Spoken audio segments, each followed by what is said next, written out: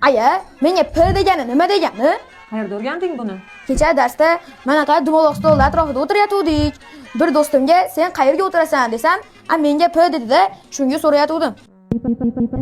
Xo'p, qara o'g'lim. U do'sting matematikani juda ham zo'r bilar ekan. Sen ozgina noto'g'ri eshitibsan. U menga p demagan, menga pi degan. Matematikada pi degan o'zgarmas qiymat bor. U har doim 3,14 ga teng. Nega pi doim o'zgarmas 3,14 ga teng? Sababi aylanani diametrini o'zini atrofida aylantirganda 3 marta to'liq aylanadi va 0,14 yana ortib qoladi.